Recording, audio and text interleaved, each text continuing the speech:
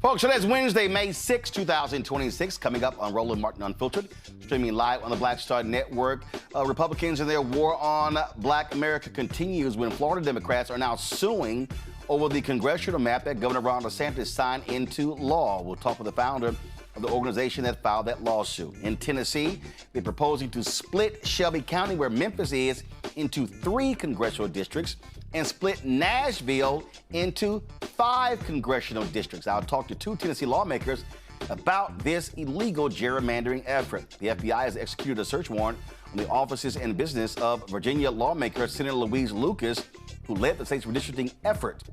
We'll examine a new report highlighting that Tarrant County, Texas, sentences Black people to death at a disproportionate rate than anyone else. And a Black pastor claims he knows the real reason Christians are speaking about twice-impeached, criminally convicted felon-in-chief Donald Trump. That's going to be interesting. And we'll pay tribute to former Oklahoma State Representative and Civil Rights Leader Don Ross, who passed away. It's time to bring the funk on Roland Martin Unfiltered on the Black Star Network. Let's go. He's got it. Whatever the miss, he's on it. Whatever it is, he's got the scoop, the fact, the fire.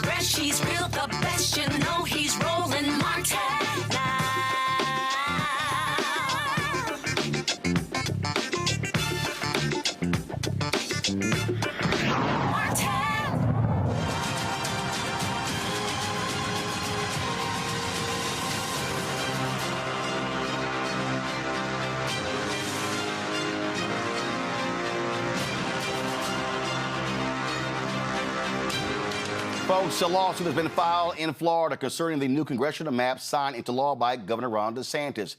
Democratic voters and African Americans, plus a voter rights organization, are challenging the map, which could potentially allow Republicans to gain up to 4 additional seats. The National Redistricting Foundation and the Alliance Law Group filed the lawsuit in Florida's Second Judicial Circuit Court on Monday.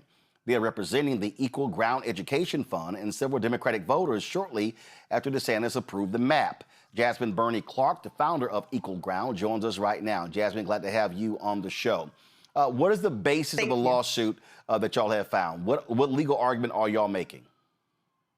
So the new congressional map that was proposed here, driven by Governor Ron DeSantis and then passed by the legislature, which they chose to go along with in a partisan fashion, it clearly violates Florida's Fair District amendments. If folks are not familiar with that, Florida is one of the most unique states in the nation where voters put on the ballot in 2010 2 amendments. The first one requires that you cannot dilute the political strength of a group of individuals based on their race. They should be able to vote for the candidate of their choice as a group. And the second one is that you cannot draw maps for partisan benefit or to benefit one party over another. And so what Ron DeSantis did was he published a map that essentially made its way onto Fox News that was red and blue, all red and a few speckles of blue. It was a clearly partisan map. It has a 86% projection that Republicans will win congressional seats this coming fall, 24 to be exact, and 4 Democratic seats. That's down from 8 original Democratic seats to 4 Democratic seats, increasing the Republicans' chances of winning those seats this fall. And so our primary basis is that it's unconstitutional. It's partisan gerrymandering. The lawsuit argues that it violates our state's fair districts amendments by being drawn to favor one political party over another. So now here's what jumps out. They're also screwing over Hispanic voters in Florida. What are they saying? Because I'll be honest, Jasmine, all I've seen so far, and maybe they're speaking, all I've seen so far are black folks who are challenging this. You know, we have residents from across the state of Florida who represent a diverse network of individuals. They aren't just black folks, they're black and brown people. There are some white individuals who are part of this lawsuit, but everyone is impacted by this lawsuit. Whether you are white, black, or brown, Democrat or Republican, you are impacted by having your voices diluted at the polls and also having our state pick its elected officials versus voters picking their elected officials. The governor made this decision in secrecy and in private without citizens to tell you who's going to represent you. And that's not the way this process should work. So the lawsuit is made up of a number of different individuals, and the work we do is in coalition with black and brown folks across the state. Now, explain to people about this Florida law you say that they have broken. When did that start? When did that go into effect? So in 2010, a citizen ballot initiative was introduced on our ballots. In order for a ballot initiative to be introduced, you have to obtain a percentage of signatures across the state of Florida, upwards of 1 million signatures, in order for them to be vetted by the Supreme Court, and then for the Supreme Court to also approve that language. And then once it makes it onto the ballot, you then have to obtain 60% or more of the vote in order to get it passed. That's more than what is required to win governor in the state of Florida. And more than 60% of voters said we want fair districts, we want these amendments.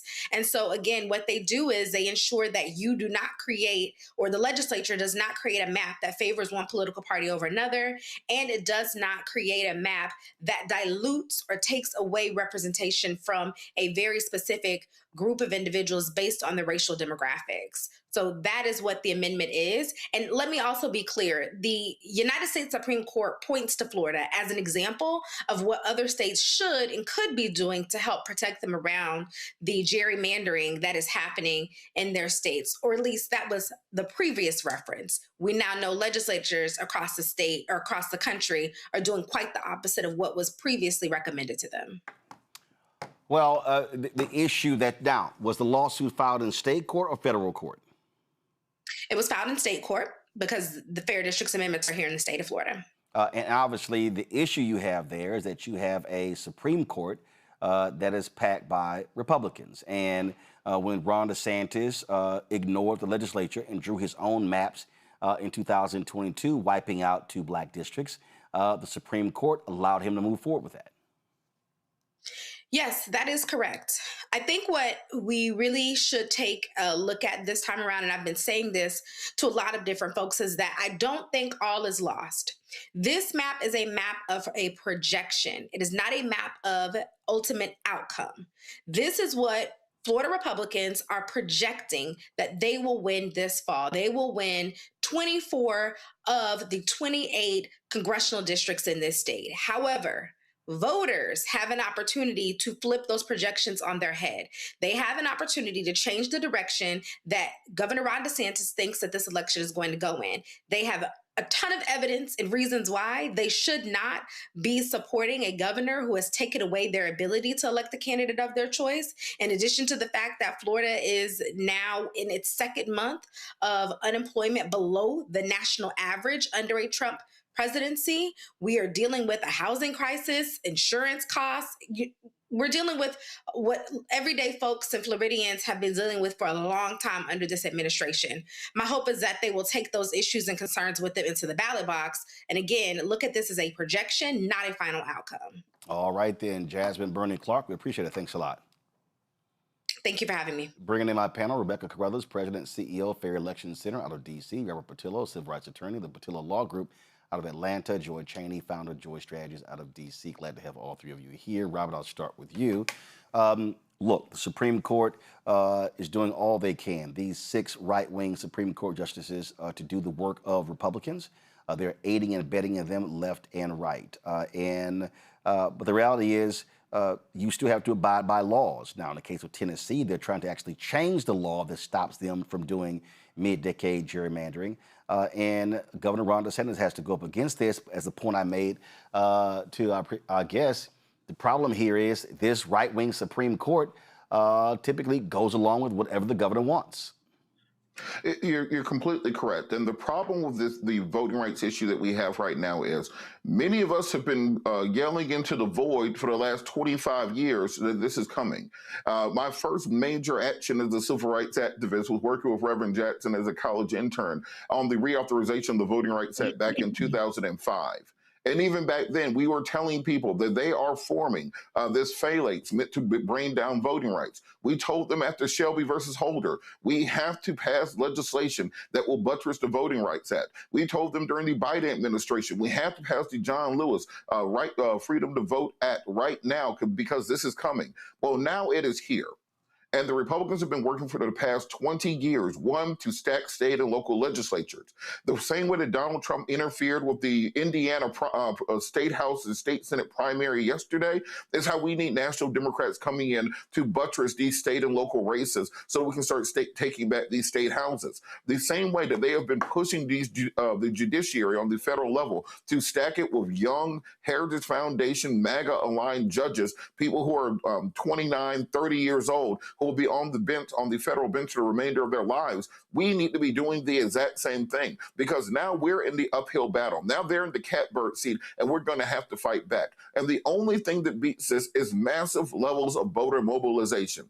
You want to split up Memphis? You want to split up Nashville? You want to split up New Orleans? You want to split up every single black district? Okay, we will go and we will get black registration numbers up to 70 or 80%. We'll get turnout numbers up to Obama 2012 or Biden 2020 numbers. And we will make you come and campaign to these communities and explain to them why getting rid of DEI, why firing 300,000 black women, why ending criminal justice reform is in their best interest. Because guess what? The next time Democrats are in power, we are going to be expecting them to wield every tool of the federal government the same way we're seeing the extreme MAGA Project 2025 agenda do so, because we have to pass the type of laws that will prevent this from happening for another 50 or 100 years. We see now that everything that we told everyone was true the whole time. As you would say, we tried to tell you that this was coming. And that was no time to sit, no time to cry, no time to talk about what had happened. We need people to pay as much attention to the destruction of the Voting Rights Act as they paid attention to the destruction of Meg Thee Stallion and Klay Thompson's relationship.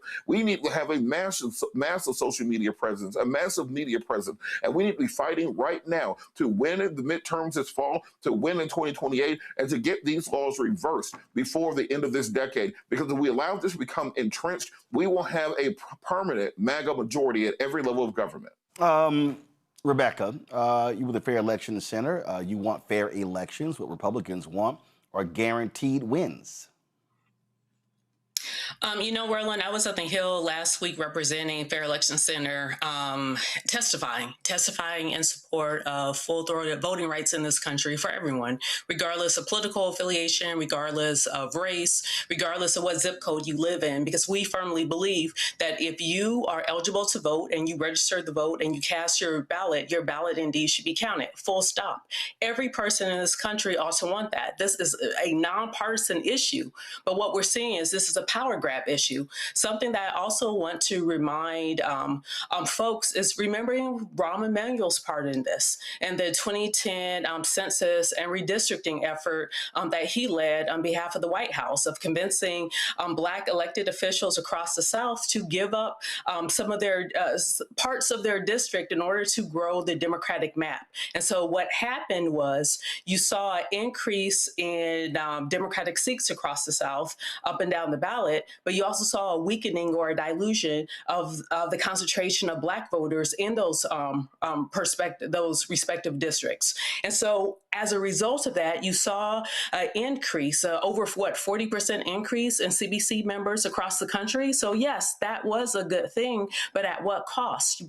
Previously, we had CBC districts that were 65, 70% Black. Now we have some CBC districts that are 40 or 45% Black. And it is those CBC districts that are in danger. One thing I do want to point out, Robert is right. This has been decades in the making, but I want to point out that this is the Chief Justice Roberts Court. And under this Roberts Court, we know in 1982 that Roberts wrote a memo saying he wanted to end the Voting Rights Act. He wanted to get rid of it, full stop. So now we see, as a result of 44 years of planning and cunningness, we see that the Voting Rights Act is effectively no more. Joy, the point Rebecca made there, Cornell Belcher often talked about that in terms of how do you expand the map for Democrats, because if you do that, you lessen your Black voters in those CBC districts. But if that then then wins Democrats the House, those CBC members actually have more power than they are in the minority. What you're seeing here, though, is are Republicans who want to completely wipe all those seats out. They're not weakening. They're not weakening congressional districts. They're wiping them out. We're going to talk a little bit later about Tennessee. Again, they're trying to split Memphis into Shelby County into three congressional districts. Nashville, where they previously gerrymandered Nashville was split amongst 3 Republican districts. Now Nashville will be split among 5 Republican districts if this map goes into effect. And I just think that from the Democratic side, you have to play absolute hardball. You cannot try to be nice and fair about this. And if Republicans go to the mat, and if Alabama wipes out both districts there, if Mississippi wipes out Benny Thompson, if Tennessee wipes out that district, South Carolina is saying they're not going to move on Clyburn district now, but they might do it in the next cycle. I think California has to go 52-0. I think California, Illinois, New York State, they've got to go do the exact same thing, because what we also got to recognize is that 2030, when the census is taken, it's projected that those blue states, California, New York State, and Illinois, are going to lose congressional seats, and 11 of those congressional seats are going to move to the South. So this battle is a 2026 battle, but it's also a 2030, 2032, and beyond battle. That's right. So we, Roland is, as usual, completely zeroed in on what the issue is. for those out there who are like me, who don't like to see this partisan gerrymandering, I'm from Florida, so I'm glad that we have the law in Florida, and I hope that the Supreme Court in Florida will uphold it. Of course, we already know that they may not, but at the very least, they have the possibility of doing so because we have a law in the books that disfavors these partisan maps and says that they are unconstitutional. That said, moving forward, we are going to have some partisan gerrymandering just to make sure we do not have a power grab that is complete by the Republican Party, which thinks it has the corner on who votes and how they vote. I'm not so sure that's correct. I'm not so sure this is going to work out for them. You made the point earlier about the fact that they might be losing some Latino districts. They might be losing some other districts that might actually have gone for them. I think that they are going to also upset some white people who may vote in a surprising way for candidates in those areas who may not look like they're always expecting. I think the CBC is making the case that there are many districts where Black people can absolutely win in majority white districts, and we cannot leave anything off the table. But what their intention is to make it impossible to have Black and Latino leaders at the CBC and the CHC at the numbers that they are now. They see that as an existential threat to them. And so that is what they're going for, and Democrats have to respond in kind. And then after that, I do think we have to look at how we got ourselves in this situation and how we get out. But if we wait, if we try to play the high road, if we try to pretend like they're not going to have census shenanigans that are going to mean that they shift more power to the South, we will never catch up. Right. They cannot win on their ideas. They have to steal the election. Yep. And we have to be willing to overcome it. All right, I got to go to a break. We come back. We're going to talk more about what's happening. We're going to talk about what's happening in Tennessee. Alabama is also making their moves as well when it comes to these districts. Lots to break down. You're watching Roland Martin Unfiltered on the Black Star Network. On a Balanced Life with me, Dr. Jackie, a relationship that we have to have. We're often afraid of it and don't like to talk about it. That's right, we're talking about our relationship with money. And here's the thing, our relationship with money oftentimes determines whether we have it or not. Balancing your relationship with your pocketbook, that's next on A Balanced Life with me, Dr. Jackie, here at Black Star Network. This is Bill Duke, and you're watching the Black Star Network.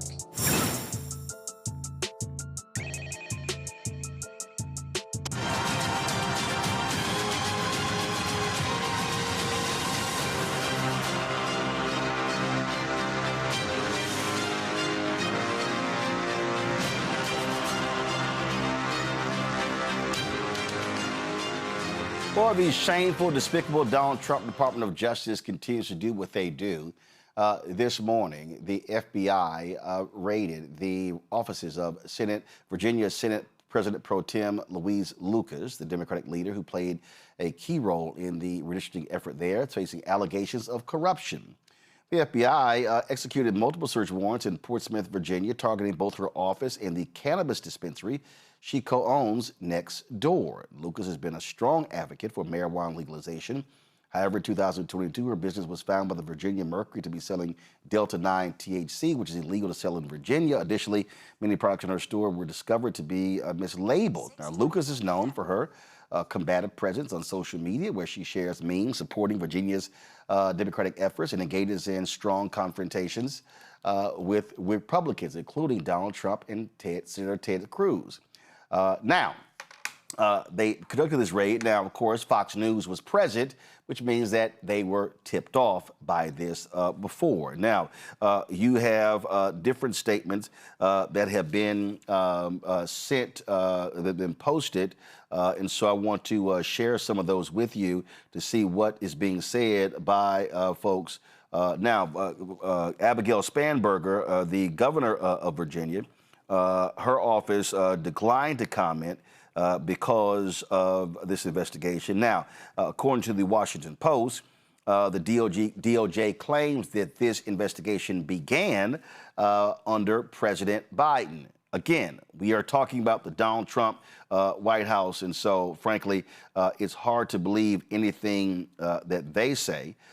Don Scott, who is the Virginia Speaker of the House, issued this statement. Let's start with, he said, Speaker of the Virginia House of Delegates, Don Scott, released the following statement regarding today's FBI raid involving Senator Louise Lucas. Let's start with this. Senator Louise Lucas has not been charged with anything. I am deeply concerned by today's FBI raid, given the politicization of this administration, an FBI led by Kash Patel and the Justice Department run by President Donald Trump's former personal attorney. I think people should take this with a grain of salt and allow the facts to come out before jumping to conclusions. At this point, we simply do not know what this ultimately means. Right now, there is far more theatrics and speculation than actual information available to the public. It also raises important questions. How was Fox News, a national media outlet, first on the scene? Do they know about the raid beforehand? If so, who approved that? And what more information is there about this raid was actually about? Virginians deserve answers before anyone rushes to political conclusions. Again, that was Virginia Speaker of the House, Don Scott, with his statement regarding this raid of the home and the offices, the cannabis business of Senator Louise Lucas. Now, that was that statement. So other statements were released. Congressman Bobby Scott of Virginia, he said this: while we await the full facts of the investigation, it must be acknowledged that this FBI raid occurs in the broader context of President Trump's repeated abuse of the Department of Justice to target his perceived political opponents. It should be noted that this is occurring just 2 weeks after Senator Lucas helped lead the successful effort by Virginia voters to reject President Trump's attempt to rig the midterm elections. This raid on Senator Lucas's office and businesses also comes as President Trump has pressured the Department of Justice to pursue investigations and prosecutions against New York Attorney General. No, gotta go back to my iPad. Thank you. This raid on Senator Lucas's office and businesses also comes as President Trump has pressured the Department of Justice to pursue investigations and prosecutions against New York Attorney General Letitia James, former FBI Director James Comey, and Federal Reserve Chair Jerome Powell, and multiple Democratic members of Congress. Like all Americans, Senator Lucas has a right to due process and a presumption of innocence. Look, both of them are absolutely correct. I can tell you right now, I trust nothing, absolutely nothing from this Department of Justice. Donald Trump is all about targeting his opponents. And Rebecca, there's no doubt that he is seething at Senator Louise Lucas for what happened in Virginia. Yeah, he's a big man. And guess what? If I was a betting person, like maybe some of his family members, and betting on the poly market, I would bet on the senator. I think she's going to be just fine. She understands that this is a political attack because of the work that she's doing in Virginia.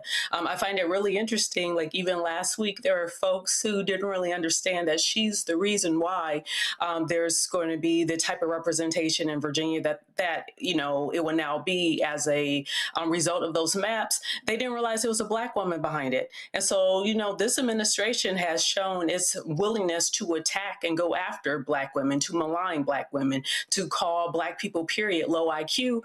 And in this, I think the person with a high IQ is the senator, and she'll be just fine. Joy? Robert? Look, Roland, we all know what this is. This is a brazen political attack on his enemies. And we've seen that above all else, the one thing that President Donald Trump is afraid of are Black women. You can see him going after Letitia James, going after Marilyn Mosby, going after Fonnie Willis, going after Stacey Abrams, going after Kamala Harris. This is part of his ethos. This is part of the white nationalism butting directly into misogyny that creates kind of the cornucopia of bigotry that is Trumpism. This idea that there's no way that a Black woman can talk back to him or criticize him or stand up to him because he believes they are fundamentally lower than him. You look at the 20th century philosopher Simone de Beauvoir in her seminal work, Second Sex. She talks about the fundamental otherism of women within the society at that time. This is course, is coming out of the School of Thought of Kantism, which is also spurred upon by John Paul Sartre and Frantz Fanon. But in her work, The Second Sex, she talks about this fact that even within these spaces, even with the same accolades, even with the same achievements, the white male power structure will still see women as being fundamentally other to all aspects of society, and not so much as being less than. This idea that they can never be fully part of the group. That if you put that together with the teachings of Fanon, when they talk about the need to break apart from the fundamental shackles of oppression, you'll see what of this fear complex that is created around white nationalists, around misogynists, where they are terrified of the idea that someone who does not come from their great Western civilization, as they call it, come from their same Northern European genetics, can actually stand up to them intellectually, stand up to them legally, and beat them. This is why they go after DEI. This is why they go after programs of affirmative action. It's not that they want a meritocracy. They simply think they are too good to even be part of this conversation. I think these charges will, of course, be dismissed out of hand. This idea somehow that you're going to go after this woman for a CBD Delta 9 business while we're giving billions of dollars of tax breaks to the marijuana industry, I think we know exactly what this is, where this will go, but it's very important that it does not deter us. It does not scare us. It does not stop us from launching these fights against the extreme far-right MAGA agenda, because at the end of the day, they can't arrest us all if we all stand united. And smoke your Delta 9s, smoke your Delta 10s. Go ahead and support this this senator, because we have to stand up against this agenda. Well, look, there's no doubt, and listen, they're going to try to do, all they can. And again, I don't trust anything from this Department of Justice. All right, folks, let's talk about what's happening. Tennessee. First of all, I would say Tennessee is ground zero, but it's not really ground zero, because these nutcase Republicans are doing all they can to attack black folks all across the South as a result of the Supreme Court decision in the Louisiana versus Calais case. In Tennessee, first, they are trying to subvert a law that doesn't allow mid-decade gerrymandering. Yeah. Now, what they've done today is they've released a map that splits the state's 9th Congressional District and divides Tennessee's only majority black congressional seat located in Memphis. Now, the new map designates 3 districts in Memphis, or Shelby County, with 2 extending all the way to Williamson County, some 200 miles away, just outside of Nashville. As a result, Nashville and the surrounding areas have been divided into 5 districts, up from 4. A special session convened by Governor Bill Lee began on Tuesday. Lawmakers are expected to move quickly as the timeline for adopting a new congressional map ahead of the 2026 midterms is very tight. Procedurally, bills must be discussed on multiple days, making it unlikely they will be adjourned before May 7th unless rules are suspended or modified. And Republicans, well, they got a supermajority because they can do whatever they want. Joining us now is Tennessee State Representative Gloria Johnson. We also have London Lamar, Tennessee State Senate Democratic Caucus Chair, who represents the state's largest black population. Glad to have both of y'all here. The thing that just jumps out at me, when we look at this here, London, is that they don't give a damn about the people. They don't care. I mean, their whole deal is, we don't care what y'all say. Y'all can come here, protest, do whatever. We do not care. We do not care. And they will do whatever they want. And you've had people coming protesting and doing all that sort of stuff. Those things have been happening. And so they've got to feel maximum pressure on this issue. Absolutely. And one thing I want to tell you is we go bring all the pressure and the smoke this week, especially tomorrow when this final vote's happening. Look, I am appalled at the decision of my colleagues to call us back to a special session just over a week after we already dismissed regular session to do the unthinkable. Before the ink is even dry on the Supreme Court decision, they're already chipping away at Memphis voters for their own benefit. And this is one of the most racist actions that is ever being taken in modern legislative history here. To simply act like and deny that you are stripping away a community's voting power for your own benefit is egregious. But I'm not shocked because my Republican colleagues are heartless. This past legislation, they already took over our school system. They already took our airport authority. They already sent the National Guard in our city. Now they stripping away our votes. This is a pattern of diluting Black political power in our state for a greater white agenda and for control. And what I want to say to the people is, while the numbers may be stacked against us, while they may have already decided in the rooms that they're going to pass this bill, that doesn't mean that we can't raise hell while we are here. And that's all the attentions we have tomorrow before this vote is placed. We want the world to know that we are not walking away quietly, that we are going to call them out on this racist political power grab that they are implementing on the Memphis community. Representative Johnson, you literally call this white power. Yes. I mean, I don't call it a special session. It's a white power rally. It's about them collecting as much power they can for our white supermajority. I mean, that's what it is. Senator Lamar is correct. And she, she was questioning someone. I was watching her committee from a TV screen because they didn't even allow members in the Senate Judiciary Committee to be present when it was happening.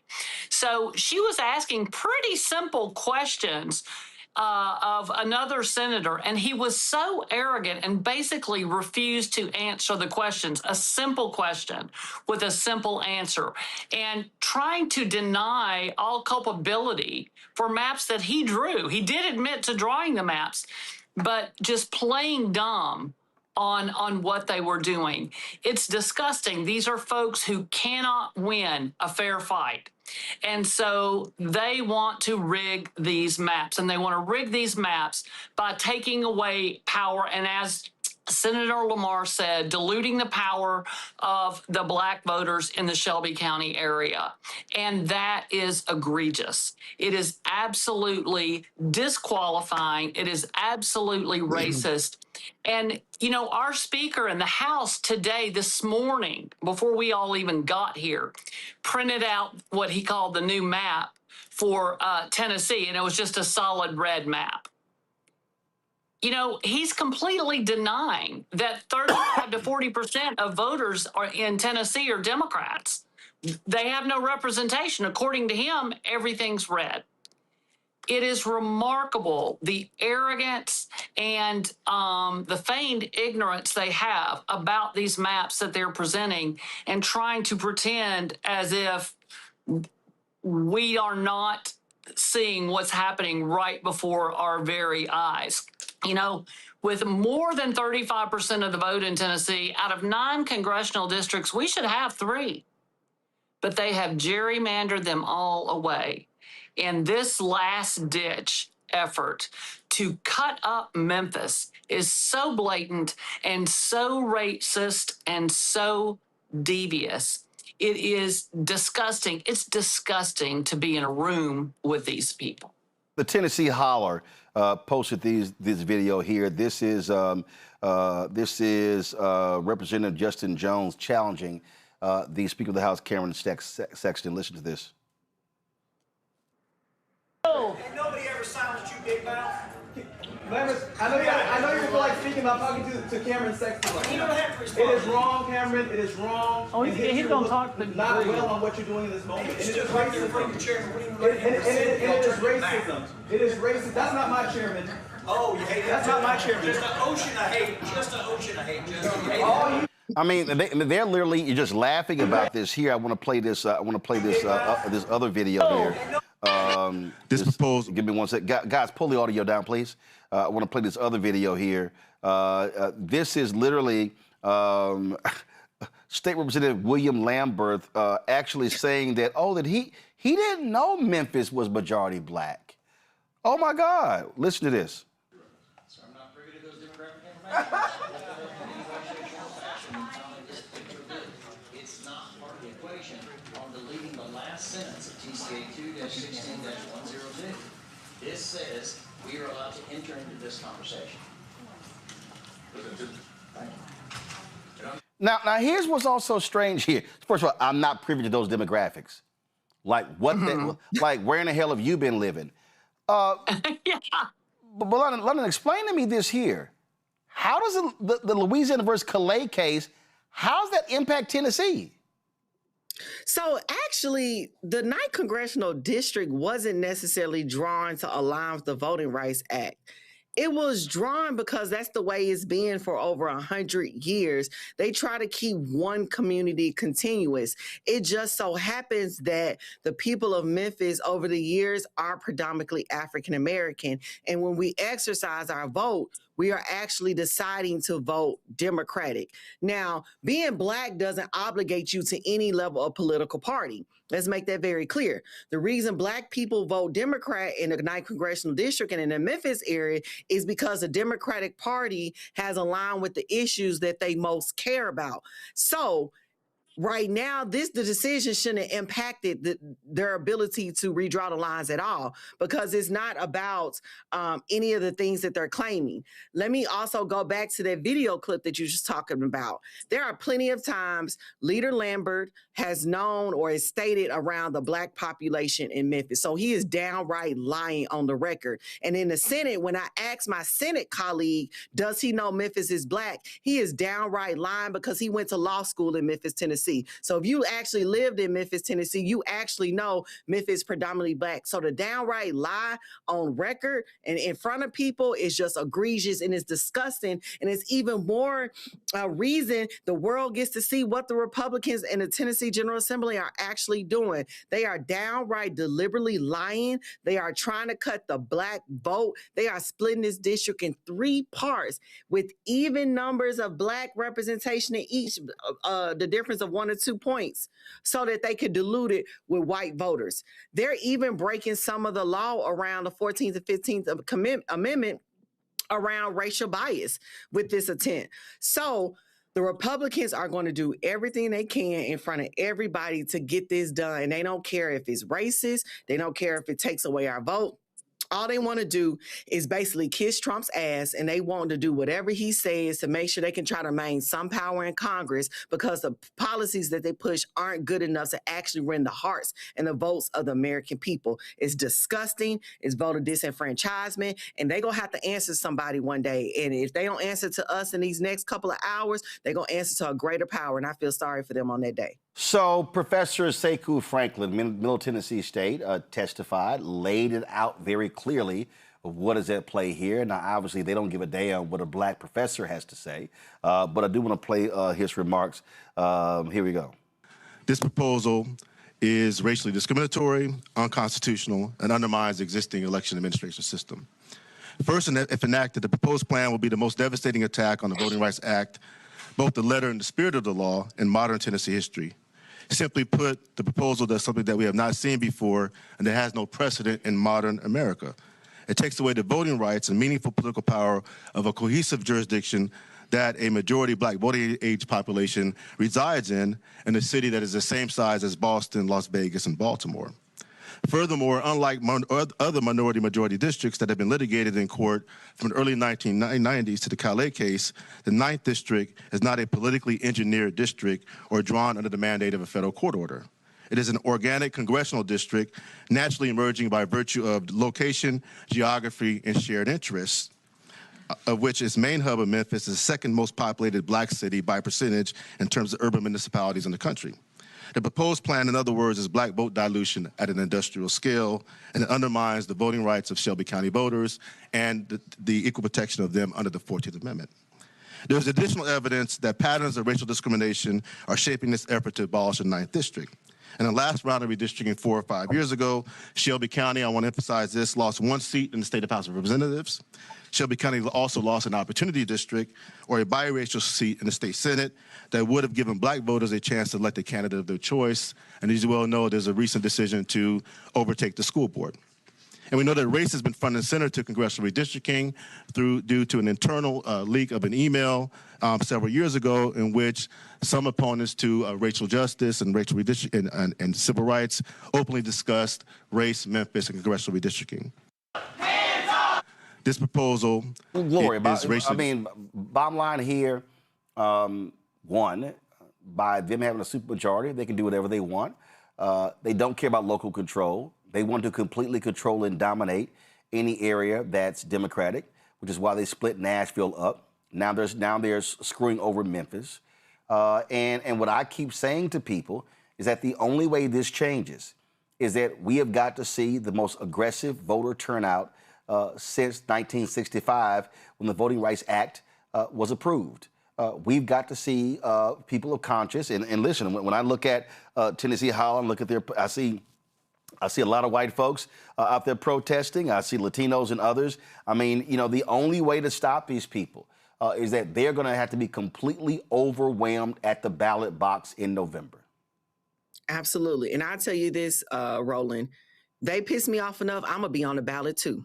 So watch me turn out some voters. This new district sits in my Senate district. They drew other members together. And one of the districts they specifically carve out to make sure one Republican senator is guaranteed a seat in Congress. And so what they're going to do is they think they are killing one Democratic seat. They may end up getting 3 new Democratic seats with what they're doing. So you're going to have people like me putting ourselves out there to make sure we let the people know what's going on, and we go turn out voters ourselves.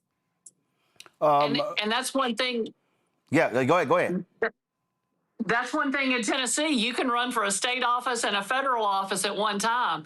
And so people are going to do what they need to do. They're going to open up the filing until May 15th. So you're going to see other people stepping up. And we know that when they first did this in the 2021 census to Nashville, they split it 3 ways. The seats that they created, what they're going to run into is within a couple of cycles, we're going to have 3 seats instead of 1 out of Nashville. So yes, the voters are going to get out. We're going to turn out. I'm in East Tennessee, and I told folks on May Day, I said, you guys pack your cars, pack your tents. We're going to go to West Tennessee, and we're going to get out, and we're going to knock doors and make sure we get every voter out there, because we are going to show them that Tennesseans do not want to see this. The supermajority does, but even the majority of independents, Republican voters, and Democrats don't think this is fair, don't want this to happen, and not one of those Republicans asked their constituents what they wanted. But the only problem there is that what we've often seen before is that Republicans say that when it happens, but when it comes to the ballot box, they do not penalize those same individuals. Listen, those same Republicans, they were against it happening in Indiana. Well, last night, Donald Trump's preferred candidates wiped out several anti-gerrymandering Republicans in the primary there. And so that's what I just think that we have to understand that and what's going on here. And I also, and I made this point here, Senator Lamar, last couple of nights, that when I say we have to see that massive turnout, we have to see how people are being driven to the polls. I got to remind people that Tennessee, when you talk about the Nashville movement, when you talk about what took place there with Reverend James Lawson, I got a chance to interview him a few years ago when I was in Los Angeles. We talk about those SCLC workers. We talk about John Lewis and Diane Nash. Guys, pull up my iPad, please. That's Reverend Lawson I'm talking to. We talk about Diane Nash and those folks right there, and we talk about them. They were trained there in Nashville. And so you have that long history of Vanderbilt, Fisk, Meharry. And I just think that what I've been saying is that starting now, this is Freedom Summer 26. This means that in May, June, July, August, September, we are driving people, we're educating, we're enlightening, we're teaching them about what's going on. And this has to be a hardcore grassroots movement. And that means hitting the ground. That means, if this thing passes, studying these maps, seeing where the voters are, and taking these folks out. Because, yeah, I would love nothing more to see this map backfire on Republicans in Tennessee, on Republicans in Florida, on Republicans in Mississippi and the other states. Absolutely, 100%. We are already working with grassroots groups on the ground to make sure we are educating people and let them know that their voices need to be heard, the consequences of these decisions. We're hosting a town hall in 10 minutes with Stacey Abrams because the public was denied the ability to submit their own maps or have public comment on the maps that are being proposed to pass tomorrow. So we're doing everything we can to empower the people, uplift the people, and give them a voice in this process. But you're right. They are going to see people like me, Senator London Lamar, potentially be Congresswoman London Lamar, because the maps are getting bluer by diluting Memphis. Instead of allowing them to have 8 strong red districts, they are now creating 9 more blue districts because they are impacting the vote of Memphis. So this will absolutely backfire. Absolutely people are mad. Absolutely people in the rural areas are also going to vote in arms. They are just as broke. They are just as hungry. Under Trump's administration, their lives have not improved. They are losing business to the urban areas. They don't like each other. The local governments don't have no money. So the Republican Party is doing all they can, not only to try to dilute our vote as Black people, but they also doing what they're doing at the expense of their own people whose lives are freaking suck. Their lives are not good. Like, they are living terribly in the rural areas of Tennessee. And so what you're going to see, you're even going to see Republicans who are frustrated with their own leadership, who are focusing on callous pity fights with Black people and poor people in Memphis, rise up in arms to say, I want something different and I'm willing to give them a chance. And so what we're going to do is do our best to challenge every Republican that dares run for these new districts with a Democrat who is capable. And we will see victory at some point in time.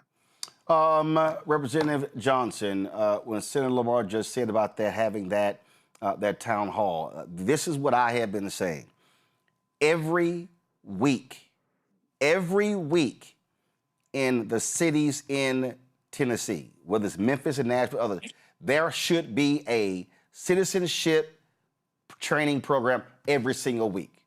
I don't care whether, and I'm talking elected officials, nonprofits, activists, every single week there should be something, because that's what it is going to take. This is going to be a data race. And the thing that I've always said to people, we were in Kansas City with the Urban League there, and they were talking about an initiative there. And I said to them, we got to stop hoping people show up at the ballot box.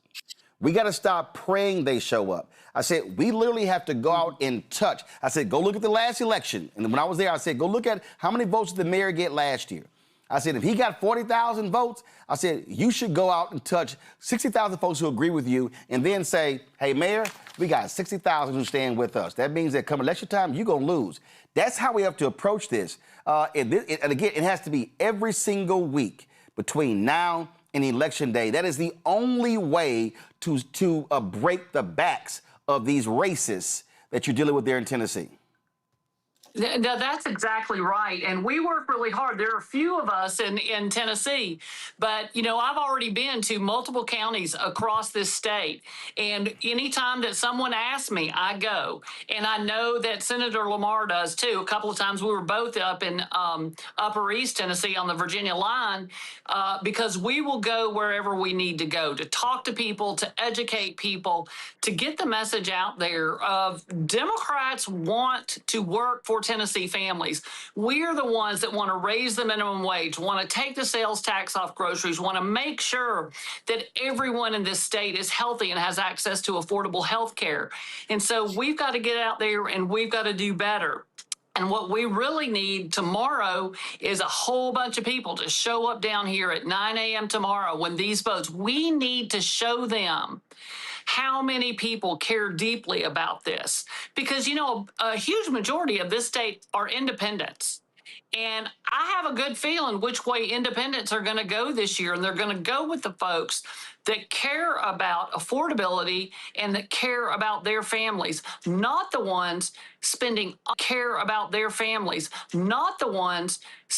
all their time knowing that they've got nothing to run on and they're going to lose, but they're going to spend their time stealing the voices of Black voters. Streaming that? I'm not sure if it's being streamed, but it was at First Baptist Church, Capitol Hill. Okay, so at 6 p.m. I got it. So here's the suggestion. Look, I'm always a digital first person, and I'm a fundamental believer that listen, you might have 100 or 200 in the room, but when you are using digital technology, you can be speaking to thousands. As a part of whatever strategy y'all do, every single time there's one of these town halls, they have to be streamed. They got to be pushed out all across the state. And so YouTube, Facebook, because what that then does, and that's what happened in Virginia. When we helped Don Scott become Speaker of the House, we did 5 shows in Virginia. There were people who said, hey, I can't make it, but I saw the show. And so that's the thing. Digital has to be a huge part of this strategy to get the word out. And that's also how you bypass local media who may not show up. Absolutely, 100%. Okay. All right. I appreciate it. Thanks so much. Good luck. Thank you. I appreciate it. Rebecca, when we say, I said the other night, this is war. And you have to create a war plan, a war battle plan to defeat this. I don't want to hear thoughts and prayers. I don't want to hear, oh, my God, this is a shame. I don't want to hear, man, this ain't right. No. This is about going to war, activating ground troops to combat these thugs all across the South. You know what, Roland? I was on a radio show earlier today, and I was talking about what a post-Calais world looks like in this country in terms of dilution of Black voters' political power, Latino dilution of power as well. And the hosts start talking about, oh, you know, this is like science fiction. It's the end of the world. It's dystopian. I said, no, this is Afrofuturism. And let me remind you what I mean by Afrofuturism. My ancestors fought back the last time this happened. When we look after what happened right after the Civil War, when we started to see a rapid increase in Black representation, especially across the South, and we started to see U.S. senators and state senators and local elected officials who were voted into office after the end of slavery, we then saw by like 1883, the Supreme Court said, no, we're going to roll all of this back because we can't have Black political power. We can't have Black people in this country making determinations on things that also impact white residents in this country. And it took about 80, 90 years until the civil rights movement for those, for many of those regressions to become undone. And here's the thing, we don't have 80 to 90 years under this type of Jim Crow. We don't have 80 to 90 years to wait. And the reason why I say it's Afrofuturism is because we're looking at back to see what happened last time. And we're preparing for our future now because we're not going to do this for generation after generation after generation. But people have to get ready to suit up, get in the fight, because now it's go time. And people have to really understand that. During this last segment, Roland, I was looking at registered voters in Tennessee. So I pulled up the 2024 numbers. And what I saw that there was close to 4.7 million people registered in Tennessee in 2024. And guess what? Only 3 million showed up to vote. That's 1.7 million that stayed home. So even as we see with these new districts in Tennessee that are likely to go into effect for the midterms, there's well over 1.5 million people in the state of Tennessee who need to show up, who did not show up in 2024. And of course, all of those who showed up in 2024, especially those who actually support democracy in this country and support the right to vote in this country, we need you to show up. I don't care that it's a midterm. I don't care that it's not sexy because there isn't a presidential line on your ballot this fall. You have to show up. Robert, everything that we're seeing, I predicted in White Fear. Every single thing that we're seeing. And, you know, when these things happen, I saw some comments, people were like, man, you know what? It's a shame that, you know, we don't have Reverend Jackson. Mm-hmm. And, well, guess what? We don't have Reverend Jackson. We don't have Reverend Lawson. We don't have James Orange. We don't have Septima Clark. We don't have Fanlou Hamer. And so what I have long said to this generation of Black people, this generation of black Gen X people and millennials and Gen Z and Gen Alpha, that if 30 years from now, we are still calling out Reverend Jackson, Reverend Lawson, Septima Clark, Constance Baker Motley, Thurgood Marshall, that means that this generation of black people weren't shit. That this generation of black people, when we were facing what we're facing right now, did not rise up and stand up and swing as hard as we can. And so I don't want to hear these people whining and complaining on social media. I'm saying what, as Joe Manchin always would say, what are you going to do about it? And that's really where we are. This is an existential threat. Today's Republican Party is an existential threat to the future of black America. That means folks' children and grandchildren and great-grandchildren that are not even born yet. And so if this generation doesn't stand up in totality, then it's not going to happen.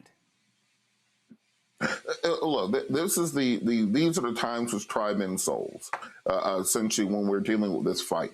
We are on course to be the first generation of black folks to take a step backwards for our people. We had a continuous incline for about 150 years, stepping off of the plantations, fighting back through Jim Crow, establishing the simple personhood, then citizenship, then the right to vote, building black businesses, creating a black middle class, putting together the legal framework that ascended us all the way to the presidency, to record numbers in the Congressional Black Caucus, CEOs across the board. And then we took that moment for granted and we dropped the baton. And if you look at where we are currently, the most striking part of all of this is the mass silence that we're seeing in media, the mass silence that we're seeing from our intellectuals, from our people who have these large followings, people who are our celebrity class. Because even if you think back to when Malcolm X was discussing the fact that Robert, I got to give you 10 more seconds. I got to get to Jordan. I got to go to my next guest. So please go. Well, the point is that we need to have our people know that they are in the middle of a fight already and that they are losing. Yep. And if they don't know they're fighting, they don't know who to save. Got it. Joy, go. Let me just say, the only thing I've been thinking about is how's the Democratic Party going to respond? I have not heard enough from them, which is why people are frustrated with Democrats. It is go time. It is fight time. I'm hearing from all of our civil rights groups. What I have not heard from is the party that's ultimately being attacked here as well, right? So that is what we've got to see them fight. And we also need to see that they are going to back Black members. So that's the D-TRIP, the DSCC. How are they going to invest in Black members? How are they going to invest in Black members and Latino members and Asian American members who may be running in majority white districts? Look, because we're going to have to, if we want to keep our representation, if we want to keep Black people in office, right, we're also going to have to be staying in those districts that remain. Listen. How are we being represented there? Listen. Democratic Party, where are you? Here's the whole deal. Okay, first of all, right now, this is not Democratic Party conversation right now. This is a legal battle because, first of all, you don't know what you're going to be facing until the maps actually get passed or not. So you don't know that. What I'm saying is, I don't give a shit what they're doing. I'm talking to Black people, and one of the Black folks who is fighting, who is battling, and they have been doing the work. NAACP Legal Defense Fund, their leaders, Janae Nelson, she joins us right now. She tweeted this today, and she said, breaking, SCOTUS just denied our motion to recall the judgment in Louisiana versus Calais, which the court transmitted prematurely and in contravention of the procedural rules that typically affords litigants 25 days to request a rehearing of a case that was wrongly decided. Janae, they also lied. Sam Alito literally lied, in which you pointed it out, when they said, oh, no, well, these folks, they haven't even shown any interest in appealing. Listen, sometimes you got to laugh to keep from doing some other things that are not as productive. So listen, the court has already shown itself to be as complicit in this hostile takeover of our democracy as every other institution, sadly. There's really no way to excuse this decision.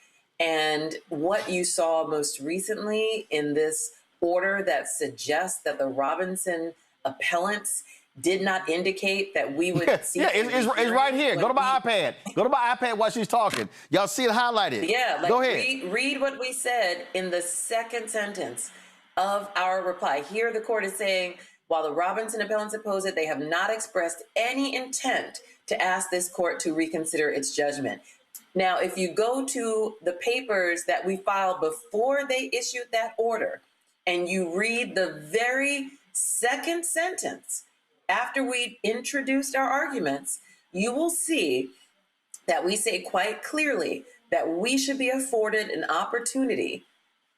Right here, this court should afford appellants the opportunity to consider seeking rehearing in the ordinary course, which is 25 days from the date of the decision. We got the decision last Wednesday. It is just 1 week fresh today. But they were insistent, Janae. They were insistent on Louisiana. Y'all go. Even though Purcell, which they've been abiding by, which they used against Alabama 3 years ago, and Louisiana, now all of a sudden, no. They got to go. They got to have time to go right now. That's right. In an election where they had already mailed out ballots to military personnel and others early in April, and at the time that the election was stopped and canceled, there had already been 42,000 votes cast. So what we're talking about here is hypocrisy. Let's just call it what it is. It's hypocrisy. It's complicity. It's frankly a crime against our Constitution. And when we try to rationalize it and we try to make it make sense within the rules, we are doing ourselves a disservice. What we're up against are a number of lawless actors, and we have to do exactly what our ancestors did, what my founder did, Thurgood Marshall, and the incredible lawyers and clients who got rid of racial segregation, and that is to be as ingenious as we can possibly be to use those very rules and those very tools against lawless institutions. And it's not going to be easy because the landscape has changed dramatically. We're dealing with mis and disinformation. We're dealing with algorithms that blinker your understanding of the world. We're dealing with people who don't understand truth from lies, and a resurgence of white supremacy amid a generation of people who don't really understand how far this country has come and what Black people in particular have delivered to this country. All that people enjoy, the music, the culture, the freedoms, the rights, the protections came from the civil rights movement, came from Black culture and other cultures that we opened the door to have become part of the mosaic of this populace. Sadly, we are at a crossroads, and right now it is incumbent upon all of us, and not just those of us who are going to be most acutely harmed, but every single American who believes in this fantasy of America. It is being ripped apart, and we have got to stand up and rise up as a people. I mean, look, Thurgood Marshall and the lawyers in that era, they had to deal with racist judges. They had to deal with folks along those lines. But you also had judges who truly believed in the law and executed the law. When I think about that book on those Fifth Circuit judges, but by Bass, and we talked about that. This is different. I mean, we are literally watching individuals just make up stuff as they go along. I mean, that's what is absolutely insane here. I mean, to sit here and I kept reminding people that they made this decision regarding a second congressional seat in Louisiana, which is the one that they allowed to go forth just 3 years ago. I mean, that case went to the Supreme Court. And correct. We won that case. Right. We won. And it's like we won that case. Like it went to them and they were like, yeah, bottom line is, yep, we agree with what the lower court. Then it went back and the Fifth Circuit tried to do another little game and they tried to send it back. No, we already ruled on that. And now to come back with this decision and then now to say, Louisiana, hurry up. Oh, it is so important. Alito, they have to be allowed to redraw right now. When not only, Janae, did they send out ballots were returned. Some 80,000 ballots had already been cast in the election, and the governor goes, "Oh no, we're going to sit the House, the election, the rest will go forward. We're just going to carve this one out." And you're like, "I'm sorry, but my ballot has the House races on here. What the hell?" Listen, that's what I'm saying. We are up against absolute lawlessness. And I just want everyone to stop for a moment and think about what was the major intervening event from 2023 when we won Allen versus Milligan, when Chief Justice Roberts himself wrote the majority opinion, the 5-4 decision there. And he wrote so eloquently and poetically that without Section 2, the 15th Amendment, which is the amendment that gave Black people the right to vote, that the 15th Amendment is a mere parchment promise. So beautifully put. What happened in between 2023 and 2026? I'll tell you, a presidential election where we have a tyrant who has put fear in the hearts of anyone within his reach, except those people who never feared him from the beginning. And what we're finding is that we have a culture of capitulation in this country. And for many, a culture that actually wants to go back to a time when white nationalism, white supremacy governed. And I'm telling you, we're done with that. That chapter of our history has to be over. We have changed too much. And what I don't think people fully understand is how much other people have become invested in the freedoms and protections and the society that we've been able to build under the Voting Rights Act. We did not have a multiracial democracy. We didn't have a society that resembles anything like what we have today before the Voting Rights Act. And people are about to find out what it means without those protections. Yep. And hopefully they won't find out too late and we can still snatch it back. I know we are doing our part at the Legal Defense Fund. I know so many other organizations are absolutely activated and mobilized and ready to go and have been even before this decision. We've been working on so many other tracks to ensure that we have other avenues to continue to build power. But we should not in any way, shape, or form think that this loss of the Voting Rights Act is not catastrophic, that this is not a cataclysmic moment in our lifetimes, and it is up to us to turn it around. To your point, and I've been saying this for years, whether it's LDF, Laws Committee for Civil Rights Under Law, Equal Justice, just Transforming Justice Coalition, so many others. Y'all have been, people who are not paying attention, obviously they're not in courtrooms, do not understand the legal warfare that has been going on. I'm talking about y'all have been engaged in legal warfare, guerrilla warfare, courts all across this country. You still got that case out of Arkansas where these conservatives want to keep third-party groups like yourself from filing these suits by suggesting that only the Department of Justice can intervene and file suits in voting rights cases. That's the extent that these people they want to stop you and ACLU and other groups from even being able to do this work. That's right. That's right. One way you can look at this is that we are unfortunately experiencing the backlash from the tremendous success of all of those who came before us, of all the work that we have been doing and advancing rights and protections.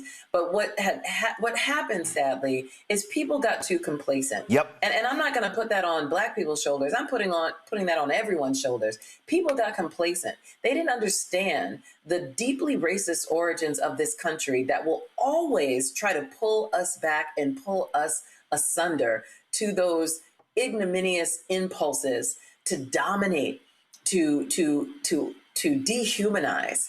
That has been, sadly, the tradition of this country from its founding. And here we are in the 250th year since the Declaration of Independence was written. And it's time for us to reflect on who we want to be for the next 250. And whether we like it or not, we are the ones who hold the pen. Yep. We are the ones who are writing that first chapter of the next 250 years of this country. And I can tell you one thing, we are not going to write a story that ends in tragedy for Black people. That is not who we are. It's not who we've been. And it's not what I certainly, and the people who work at the Legal Defense Fund and at the ACLU and Lawyers Community, all the lovely organizations that you named, that is not what we were built for. We were built in worse times than this, and we prevailed. And we expect to do the same, but we need to mobilize. We need to pull every possible resource we have and bring it to the combat that we are experiencing right now, because that's what it is. There is a war, there is an assault on our ideals, on our principles, and we need to fight for it with every lawful tool we have. 30 years from now, your name will be one of the names that's called where folks, if they stood up, as well as the LDF. And folks, do me a favor, go to my iPad right now. Y'all, this work cannot be done for free. I need y'all to go to naacpldf.org or just type in engage.naacpldf.org. Donations are critical because, again, we need folks, civil rights lawyers. We need people who are on the front lines. This is not free work. And so our freedom ain't free. So please support the LDF. Janae Nelson, we appreciate it. Thanks a lot. Thank you, Roland. All right. I'm going to breaking news, y'all.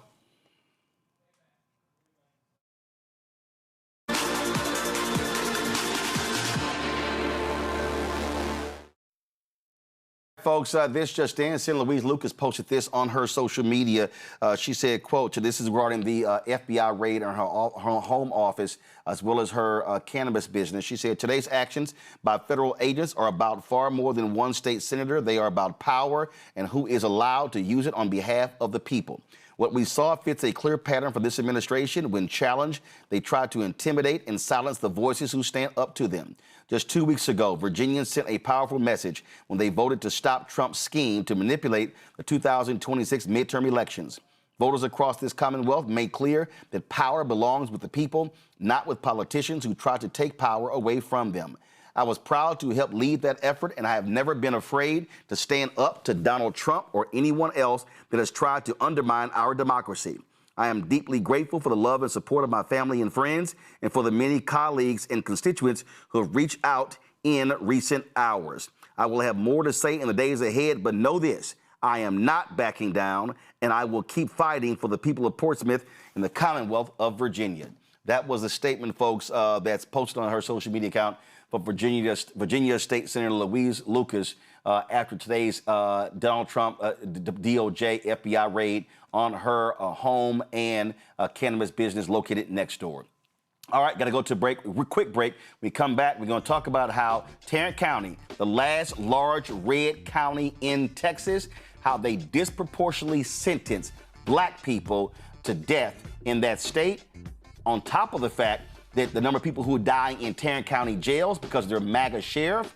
On top of that, the MAGA district attorney there is still trying to put Crystal Mason in jail for trying to vote some 9 years ago. Elections are happening in Tarrant County. Folks, Black folks, we should be leading the fight to oust those folks from office. We're going to talk about the death penalty issue next. Roland Martin Unfiltered on the Black Star Network. Support the work that we do, folks. Just like I said with the LDF, our work ain't free. And so support the work that we do. Join our Bring the Funk fan club. Our goal is to get 20,000 of our fans contributing on average $50 each a year. That's $4.19 a month, 13 cents a day.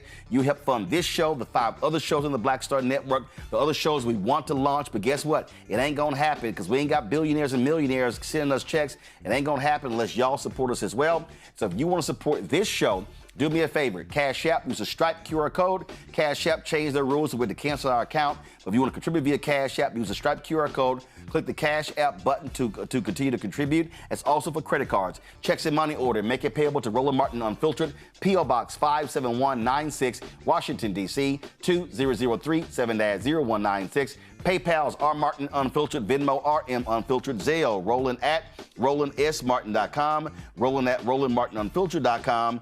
And if you want to go as all in one place, all you got to do simply just go to blackstarnetwork.com. Go to blackstarnetwork.com, and then you have all the ways. Come on, go to my iPad. All the ways to contribute. Just go to blackstarnetwork.com. It's right there, all on the website. We'll be right back. I'm Brittany Noble, Midwest-born, HBCU educated with experience in newsrooms across the country. Well, I've teamed up with Roland Martin to bring to you The Breakdown. This isn't just news. It's our stories, our voice, our community. Join me for The Breakdown, Monday through Friday at midday, only on the Black Star Network. How you doing? I'm Mark Curry, and you're watching the Black Star Network. That's why I got these glasses on, because that black star is bright.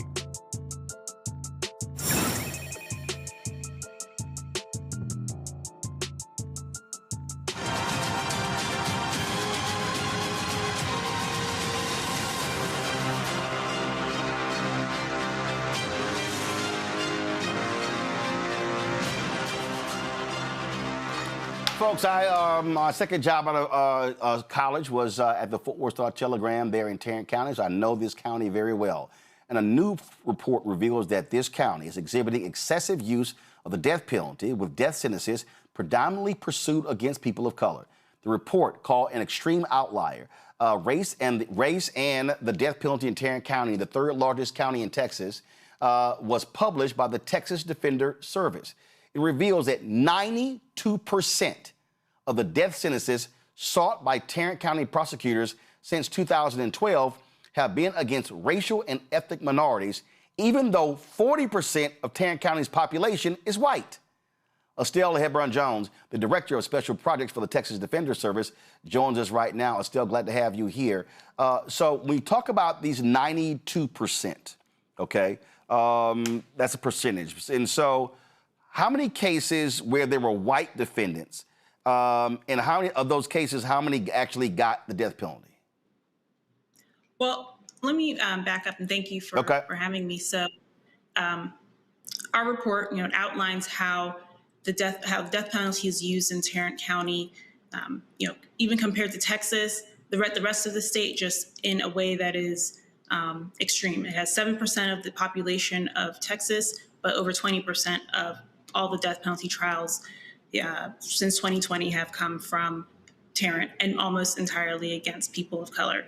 And along with that, we reviewed 431 capital murder cases that the office charged over a 20-year period, and found that more than a third didn't result in any homicide conviction, and that Black defendants were twice as likely as white ones to walk away with no jail time at all. We looked at a period starting from 2012 to look at the capital cases that had taken place, and there were 13. 12 of the 13 were people from racial or ethnic minorities.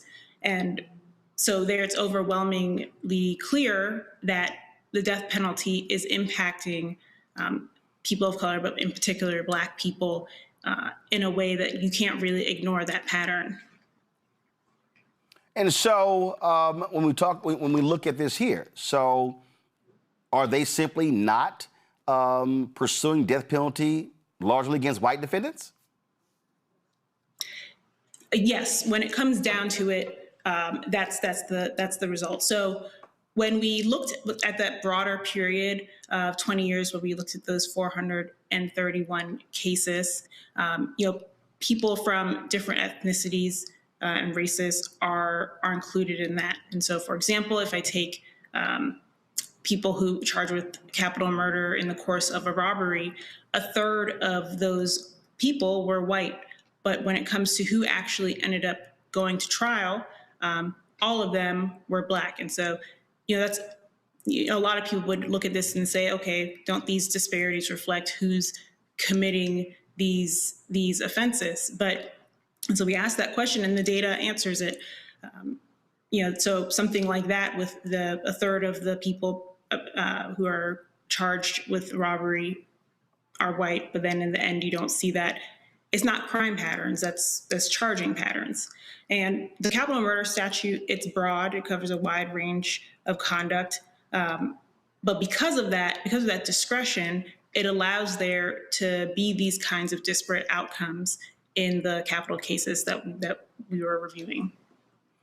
It's fascinating when you look at this, and it goes to show you what's going on. And let's be clear, this is the same district attorney. Matter of fact, let me just go ahead and pull this up, because when you talk about this office, one, it is important to note that Tarrant County third largest county in the state. It also is the last red county in terms of Harris County, Houston, Dallas County, Dallas, Bexar County, Austin, Bexar County, San Antonio, Travis County, Austin. Those are blue counties. Phil Sorrells is the longtime district attorney there in Tarrant County. This is who he is. This is the man who is leading that office and making those decisions. And Estelle, what I also, again, we've been covering this here, the MAGA sheriff there in Tarrant County. They have an exorbitant number of jail deaths in Tarrant County that they've done nothing about. Then, of course, this is the same county where they gerrymandered Elisa Simmons out of her seat. She's now running for Tarrant County judge. That leader, Tim Clark, is crazy as well. And this same DA, show it again, y'all, Phil Sorrells. This man is 9 years later, he's still trying to put Crystal Mason in jail for casting a ballot in an election. 9 years. That goes to show you the mentality of the people who are leading the district attorney's office there in Tarrant County. Since y'all published this, what's been the reaction from others? Are they picking the story up? Is it causing people to raise questions? What's going on? Yes. So, in putting together the report, we did talk to various people involved in the community in Tarrant and Fort Worth who, when we talked to them about our findings, they were not surprised, but seeing the actual numbers really disgusted a lot of people. Phil Sorrells, he's been active in Tarrant County judicial system for a long time, but in 2023, that's when he was sworn in as the DA there.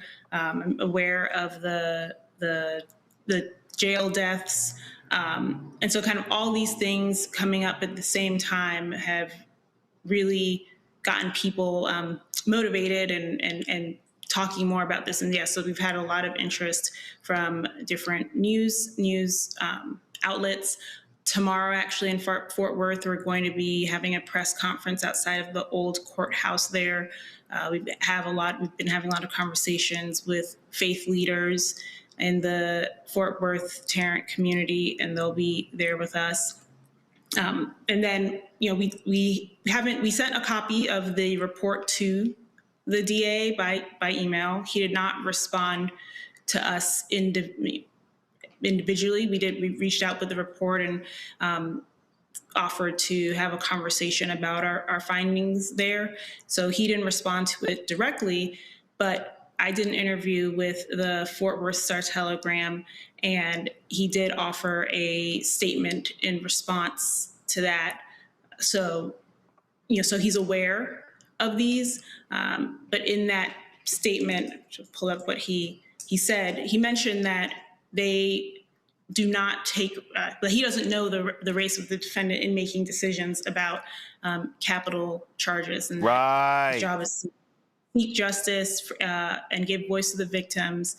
And in the decision to seek death, consider facts of the case, defendant's criminal history, defendant's likelihood to commit future crime, mitigation, and input from the victim's family. But from that response, there are two things there to think about. So yes, the DA does have, the role is seeking justice and responding to crime. But the other part of it is about maintaining integrity in the judicial system. And so with the patterns we found, that calls into question whether that is being maintained. I'm not going to make any conclusion about whether he knows the races of the defendants or not in these cases. But, he mentions, mitigation and the victim's family, taking that into consideration. And those are two things that race is very much implicated in. And it would be great to have the opportunity to talk to him and his team about that and educate his team about that. Because when you look at capital punishment and who is most affected, when you, in terms of the actually receiving the death penalty, it's been shown in multiple studies in other diverse states like California, Ohio, Georgia, that the race of the victim does play a role in whether a DA decides to seek death in a case. So So even though he may not agree with our findings, I think that there's still obviously places in which he could maybe examine whether race is influencing those decisions. We know that people don't like to be called racist, and that's not what we're saying. We're saying that the office's practices produce racially disparate outcomes that can't be explained by anything other than race. If 12 of the last 13 people that the office has tried to execute are all people of color, if all the people who've been acquitted of capital murder by a Tarrant County jury were Black, that it, again, is indicative of how Black people are impacted disparately. That's whether it's conscious bias, unconscious bias. That's the record is there, the pattern is there, and that's what demands a response. And so it's really about, we and members of the community want to see that he needs to earn the public trust there, and that's definitely not there. Okay, well, yeah, I'm not going to call him racist. I'm going to call him full of shit. All right, let me go to my panel. Robert, you first. So on this, what is kind of the broad-based actions that the community can take to have input on this? But clearly, the evidence is there. Clearly, you've been able to bring attention to this. But what do people who are in the community do? They want to make a difference in this. Yeah, no, that's a great question. I think one thing is continuing to be active in local politics, continuing to people always ask, what can I do? It's like when you receive a jury summons, don't try and get out of it. But both in Tarrant and any other place, what people can do is request information from the county. So a lot of what we got is, or actually pretty much everything is based on public record or things that are available or that the public can request. You can do your own Public Information Act requests. It's not always I think it's made out to seem that it's very burdensome to do, but a lot of times you search the agency plus, Public Information Act or PIA, and you'll find a page or an email where simply you send that request for the information you want. We do have a couple of recommendations that involve really just more transparency on the part of the DA, and then some possible collaboration with the Commissioner's Court, who, they are involved in budgeting and planning for the city. So people can also attend those meetings and voice their concerns and that they want action taken to address what's going on and to kind of audit what the DA is doing. Rebecca. So if in Tarrant County they're saying that they are colorblind, they don't see race, what exactly is the criterion that they use in order to determine which cases will become capital cases? Yeah, and that's exactly the question that we want answered. Again, the DAs, they have discretion. That is part of the job. But from what we've done, we've been able to show that discretion is producing these disparate outcomes based on race. So while we can't identify exactly what is going on and where it is, at some point there are going to be things that are indicative of race in deciding charges. It really calls into question, okay, if you are colorblind, in that, again, explain or at least be curious about why why these are the outcomes. If it were my responsibility and somebody informed me that the work I was doing was resulting in harming certain groups of my community, I would want to investigate that. Joy. So if we had a Justice Department and a Civil Rights Division that was really doing their job, what kinds of, engagements could they do on this? What kind of interventions? And is it still a possibility 2 to 3 years from now when we might have a different electoral outcome, a different person in the White House, a different person leading the Department of Justice? Yeah, I'm not sure I don't want to speak on something that I'm not certain about, but for us in Texas, the capital murder statute already exists, and so this really again is about the decision making of DAs. And what Tarrant is doing differently than other counties in Texas actually is using that burglary or robbery aggravator to make something capital. So, whether to have the death penalty, that's a whole other conversation. But perhaps, yes, if there is a different leadership federally that could have an impact on what's going on, it's unlikely. One of the things that affects investigation, I guess, more what I'm looking for. Yeah, like could we have an investigation into this and the disparate impact on communities of color, intentional or not, let someone else decide that. I mean, I feel like that's the, from a federal perspective, that's the kind of intervention, that's the kind of evaluation that we'd be looking for the Justice Department to do, because we know it's not going to necessarily come from Texas.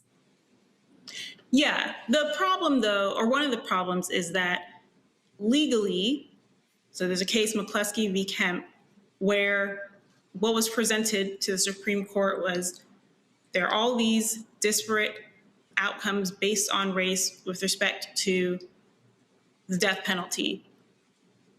This is a problem. The court, 5-4, said, actually, no, this is not a problem.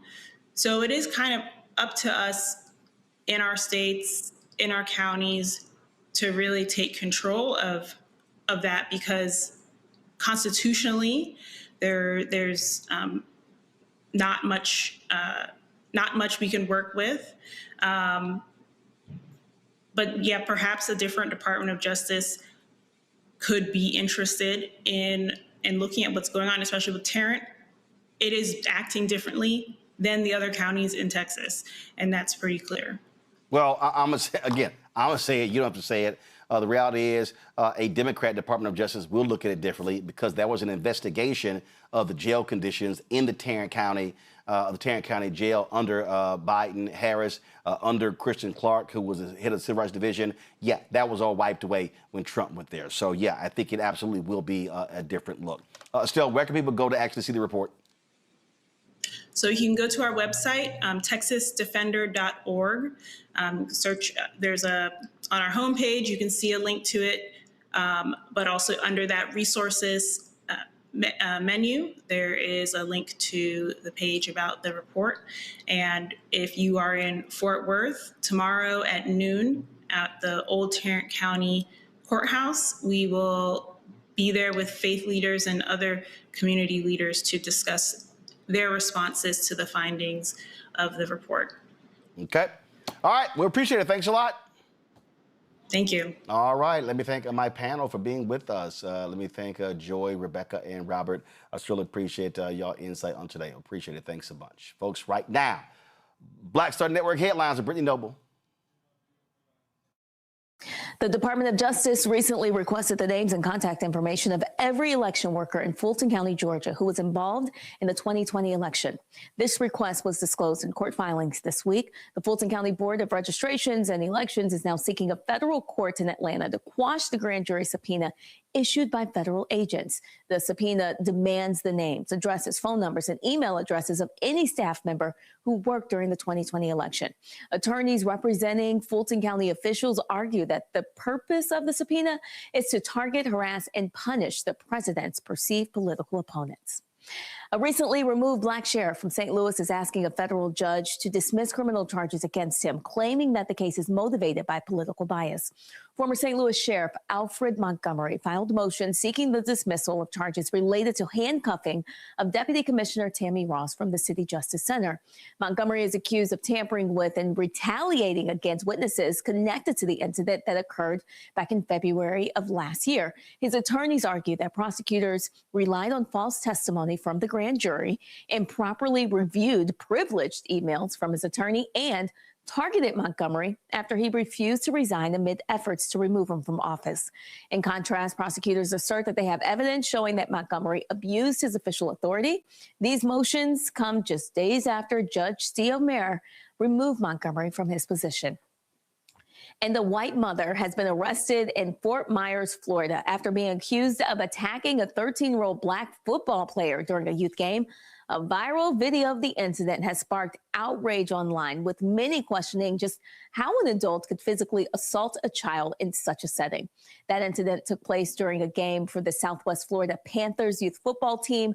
34-year-old Renee Lambert is accused of repeatedly hitting the player. She told the police that she was defending herself after being struck with a helmet, but officials discovered that this claim was false.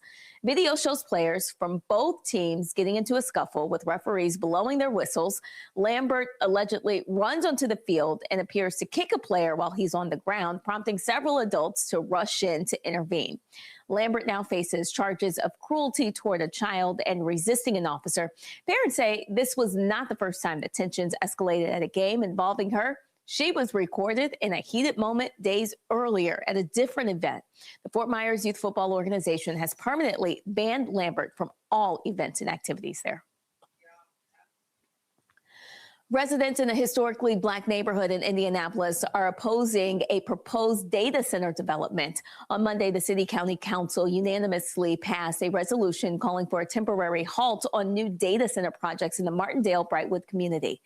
Their objective is to pause data center projects in Marion County until May of next year. Proposal 158, introduced by White Councilor Jesse Brown, advocates for a moratorium while the city studies the potential impacts these facilities could have on local neighborhoods.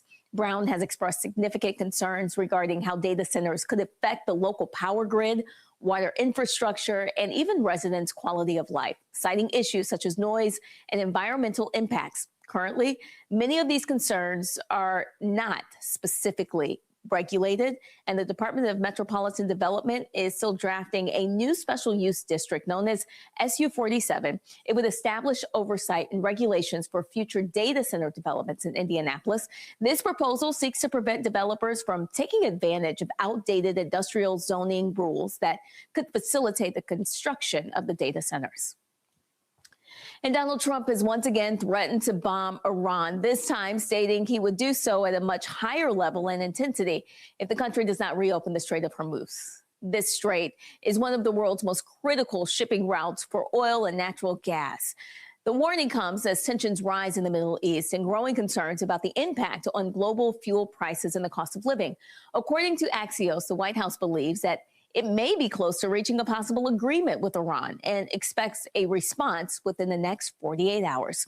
Reports indicate that both sides are discussing a 14-point memorandum of understanding to pause the conflict and initiate a 30-day negotiation period. Under the proposed framework, Iran would temporarily halt its nuclear enrichment efforts, while the United States would ease sanctions and release billions of dollars in frozen Iranian funds. Additionally, the Trump administration is urging China to leverage its relationship with Iran to help reopen the Strait of Hormuz to combat growing fears of potential disruptions to global energy supplies.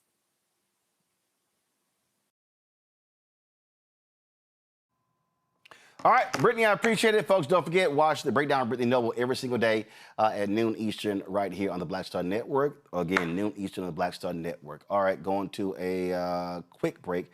We come back. Well, remember, former Oklahoma State Representative Donald Ross, a champion of civil rights who passed away yesterday. You're watching Roland Martin Unfiltered on the Black Star Network.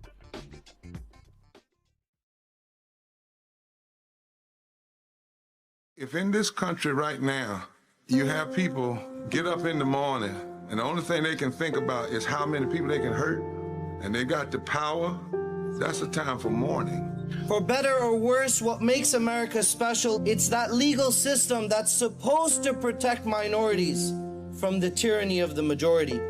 We are at a point of a moral emergency. We must raise a voice of outrage. We must raise a voice of compassion. And we must raise a voice of unity. We are not in a crisis of party versus party. We are in a crisis of civilization, a human rights crisis, and a crisis of democracy itself. And guess what? You've been chosen to make sure that those that would destroy, those that would hate, don't have the final say, and they don't ultimately win. I'm Mark Morial, President and CEO of the National Urban League, and I'm watching the Black Star Network.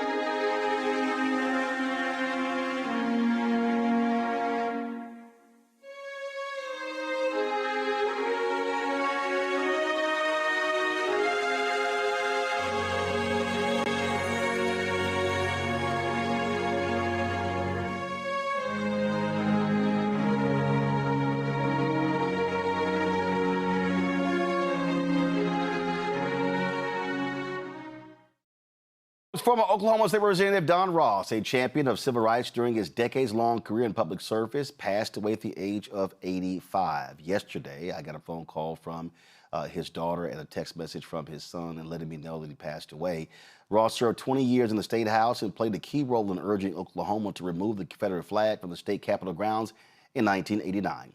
He also spent a decade as a chairman of the Appropriations and Budget Subcommittee on Health and Social Services, where he was instrumental in securing more than $45 million for his district, according to Uncrowned Community Builders. Ross is recognized as the principal fundraiser for the Greenwood Cultural Center. He also, of course, led the creation of the Tulsa Race Riot Commission. 5 years ago, when we were in Tulsa for the 100th anniversary, I had the opportunity to meet him. He told me that he was a huge fan of mine, and so it was. He also gave me an autographed copy of his book, Pillage of Hope, A Family History from the Trail of Tears, Slavery, Segregation, the 1921 Race Massacre, and Beyond, a memoir by Don Ross. And so it was certainly sad to have his daughter call me and his son text me. And so, again, they said that he thought highly of me and the show, and so we wanted to pay tribute to him by re-airing that interview that I did with him when we were in Tulsa in 2021.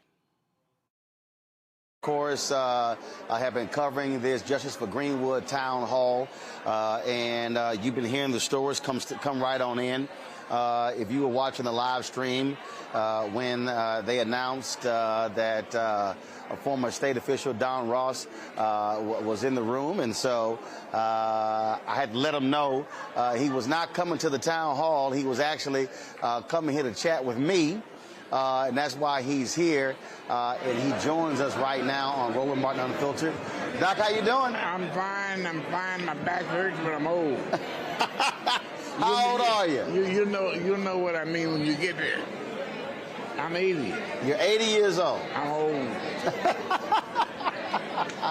I've talked to your son. Mm-hmm. I've talked to your daughter, and they said, growing up, this was the thing that you were focused on, getting justice for Greenwood.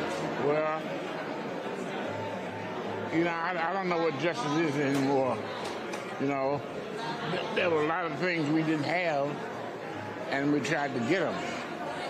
Justice, I don't know if we ever got that. Still ain't got it. Right? So now. So this was my focal point on Greenwood was to create this facility. Right. And that's what I'm proud of. To take us back, I mean, how difficult was it to get this commission even approved? To take us through that. I mean, you actually. That's an interesting question because it was a trick. It's a trick. Yeah, it was a trick. See, in the legislature, they don't give you half of what you want, but they'll let you study it. All I wanted was a study, because I could open the door from there. Right. So when I presented that I demanded this, and this, they said, no, we'll give you a study though. And so it all came out of the study, you know. But that was part of my plan. I've been there 20 years. I know what they do. Right. It's like game recognized game. Yeah. Now, when you were in the legislature, how many other African Americans were there? 5. There's a total of 5 of y'all. Let me count them. 1, 2, 3, 4, 5. Yeah. Had to be a little lonely. Huh? Had to be a little lonely. Oh yeah. Oh yeah. They isolated us. They treated us like stepchildren. You know. Sometimes they make you not like white people. I mean, the way they treat you. They just don't. They never treat us right. What do you make of? So first of all, I've heard people who not here don't know. Has the state of Oklahoma or the city of Tulsa ever actually formally apologized for what happened in Greenwood? That's the interesting thing. During the anniversary, I forget which one, we had all these politicians on stage. The governor was there, the U.S. Senator was there, Bourne, and all of them, and they're all talking about what a great job I was doing. I said, well, I haven't done anything because I hadn't been able to provoke you into an apology for what you haven't done. So it took a number of years for them to apologize for what they did to my community. Mm-hmm. I still haven't forgiven them. I'm still a little bit bitter. I hope it didn't detect it. You say you're still bitter. Why? Yeah. Well, there's so much that could have been done, that should have been done. But white people and some of the black lackeys hid behind that. And we never did get done what we could have gotten done here. You know, there's still some work that should have gone on in this building that will never be done now. Mm-hmm. You know, so yeah, I'm a little bit bitter. How do you feel about, City of Tulsa builds this $30 million museum, Greenwood Rising? They are trying to create this tourist thing around Greenwood. And, you got the lawyers and fighting for the survivors and the descendants. And truth be told, I've covered stories all over America. $50 million is not a lot of money to create a victims' compensation fund. The federal government created a multi-billion-dollar 9/11 fund. Mm-hmm. That's not a lot for an oil-rich state. Mm-hmm. Well, it's interesting you say that because one thing you have recognized is we are a wealthy state. We are wealthy. We got money. Right. And you can't squeeze a dime out of them white folks. You can't get none of it. And anybody say we're getting it in line. The Chamber of Commerce, all of them lie. They're not right. And this building's a fluke, They needed me, and I needed them. So that's the only reason it's here. If they hadn't needed my vote, it never would have been built. Mm-hmm. So I'm trying not to be bitter because you're such a nice person. But every time I get talking about some of that old shit, I get bitter, man. I understand. Yeah. But I know it went down. And they'll pat me on the back and all that shit. Hell, when I need them, I couldn't even find them. So, let me tell you, when I put out When I put out the call for reparations, not one sorority, not one fraternity, not one church or any group stood with me. I stood by myself. By myself. And as soon as it looked like I was going to get some attention, everybody was for it. They come out of the woodworks, man. So I'm glad I retired, but I'm still a little bit bitter at my community. Right. You know? So we could, we had them. We could have got a hell of a lot more if we could just band it together. But that just ain't, I know it's not just over, it's everywhere. Right. That's just us. Well, because there are folk, there's a lot of folk who's scared. Look, I mean, look, people come up to me and they're like, man, Roland, did you really say that? I mean, you know, aren't you scared? I said, look, the white folks ain't giving me nothing now. I said, why am I going to be quiet in the hopes that I'm not going to get something tomorrow? Yeah. I said, hell, I might as well say something. Yeah. Then I actually might get something.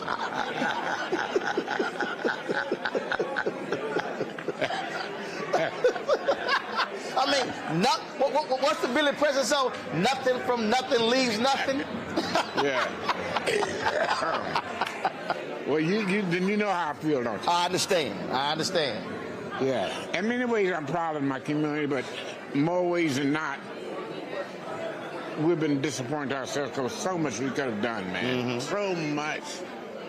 But all that jealousy, city councilmen fighting the state reps, and they're fighting the state senators, egos are all around.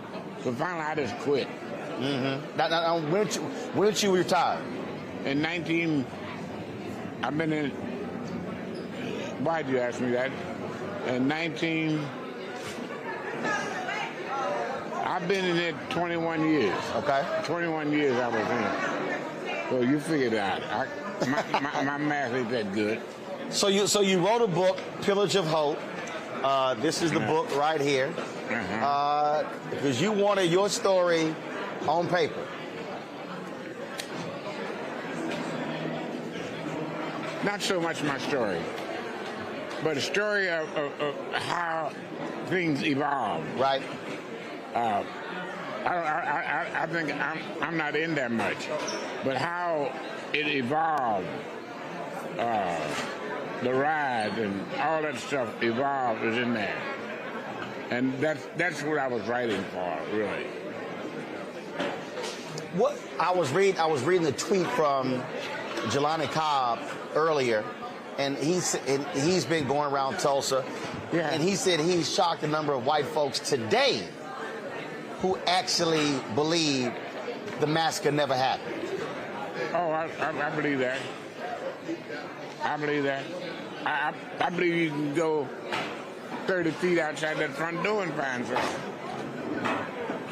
You know, this is a racist town.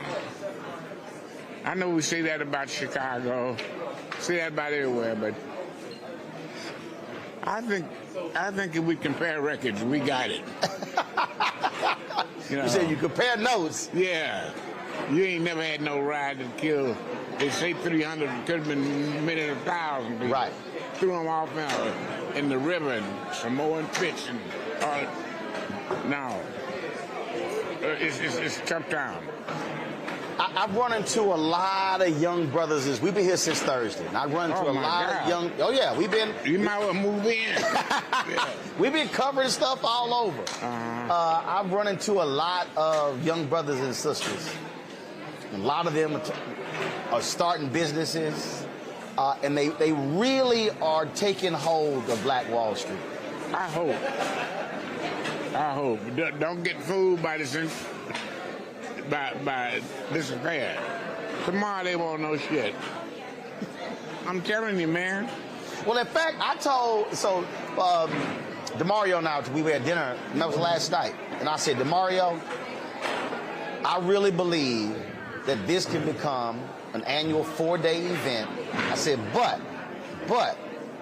I said, like I did a panel called Reimagining Wall Street. I said, I appreciate being asked to do it. I said, well, there should be actual business workshops on how to build the business, how to market, do financing. I go to a lot of business conferences, but this could really become an annual 4-day deal that is a grassroots business conference, teaching our folk how to build and sustain businesses. They started off well.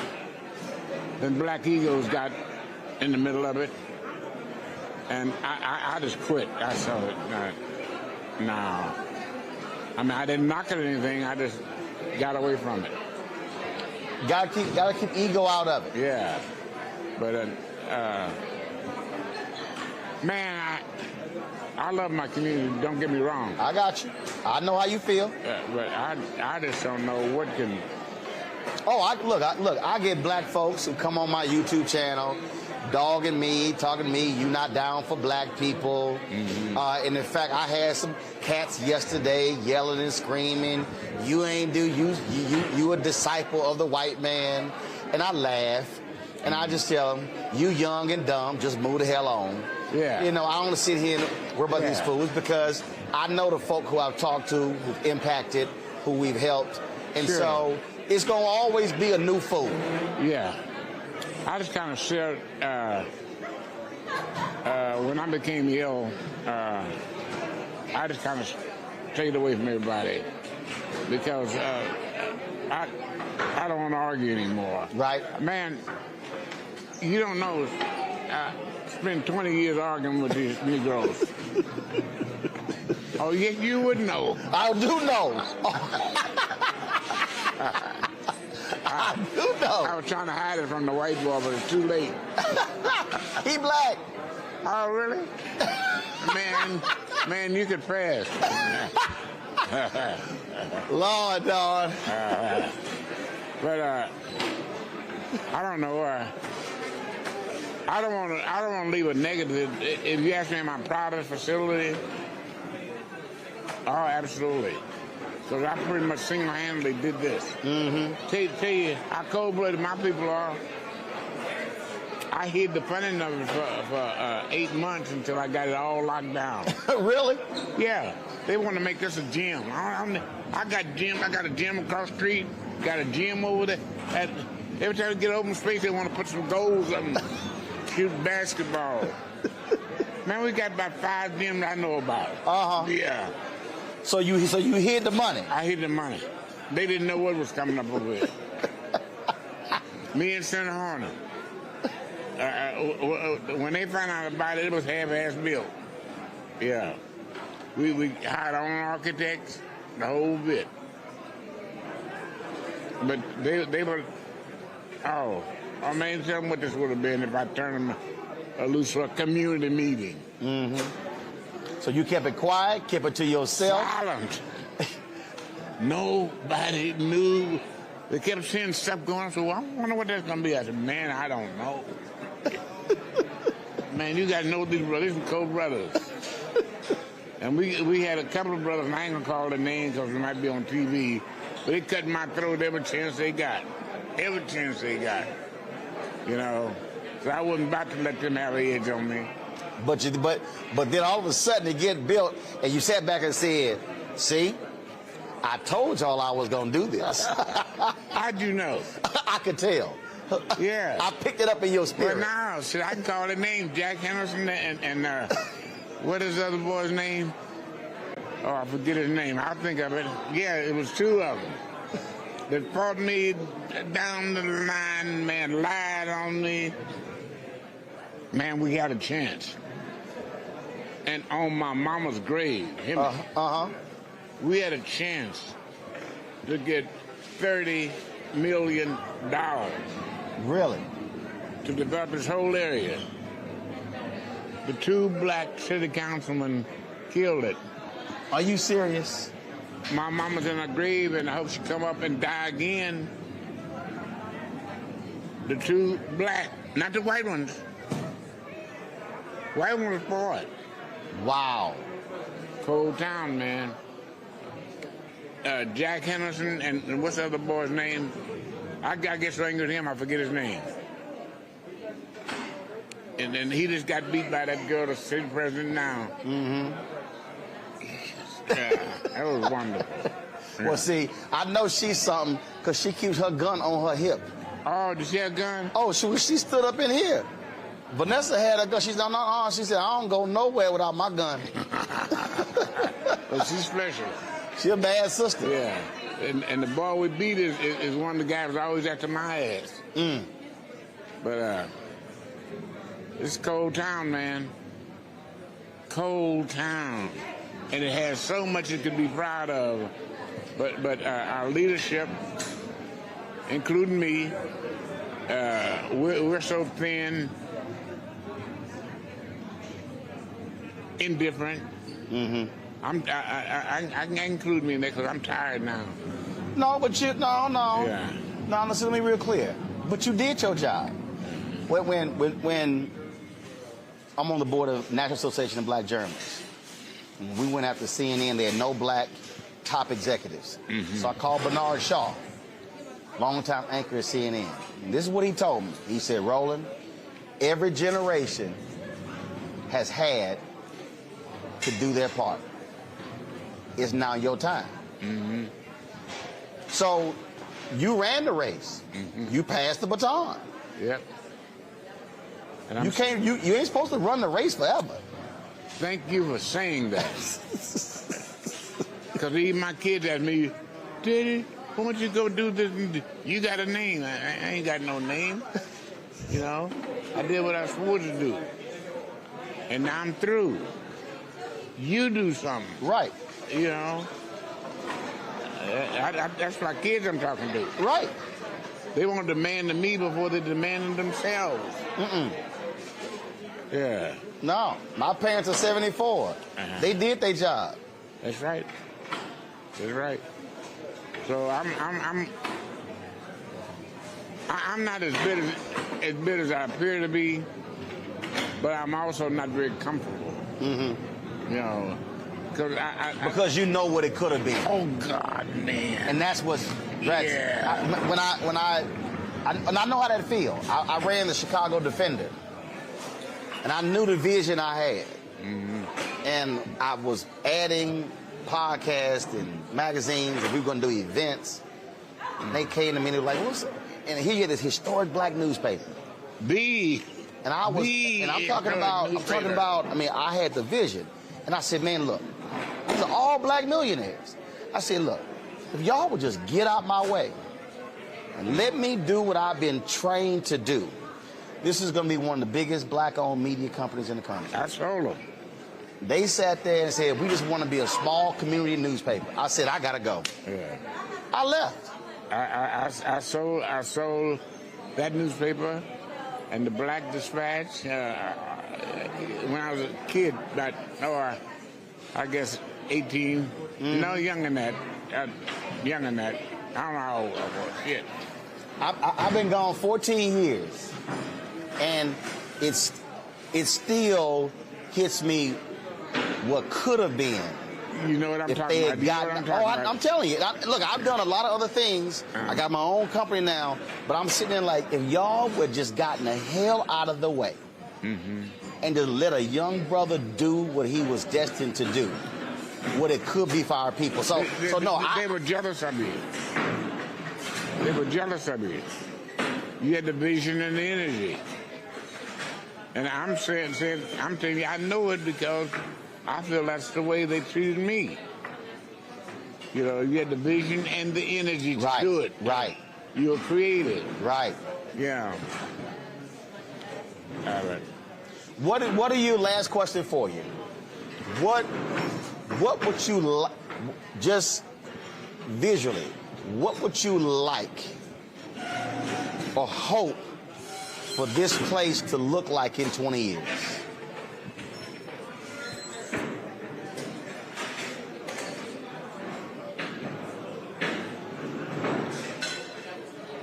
I'm going to say this, and I don't mean to be negative, but I just have to be.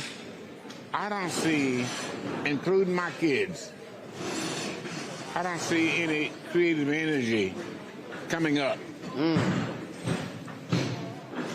that are willing to invest. It takes a lot of time and energy. That's right. A lot of time. Right. And I don't see as long as my son is driving his Mercedes, he could give a shit less. You know what I mean? And the other one got him one of those big ass trucks so you can give it down. My daughter, it probably cares the most, and she got the least. She's a teacher. She's a teacher. How'd you know? She told me. I interviewed her. Oh, okay. Yeah. Yeah. The rest of them, they don't care. She really does care. And she stays on my ass to keep me caring. But, well, I've talked to a lot of cats. I've talked to a lot of them, and it's some young folks. They got the vision, and they got the heart. Oh, I hope you're right. I think what has to happen is you're 80, I'm 52. Some of these cats are 20s and 30s. And so we got to be able to have these intergenerational conversations, sharing knowledge, sharing expertise to be able to help them. I think you're right.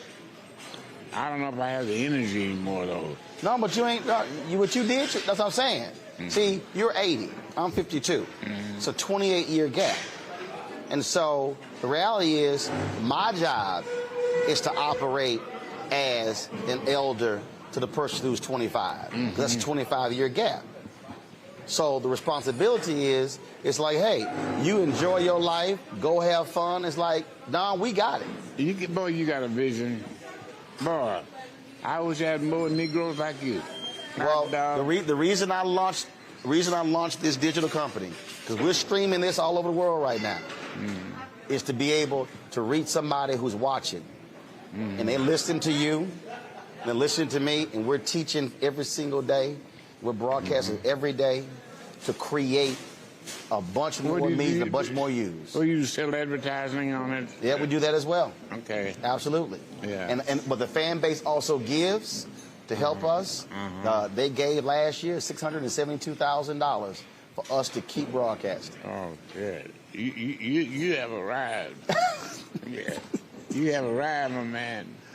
Well, we would like to give $1 million, but look, we're gonna take every single dollar. But the point is to use it and to teach and to give information.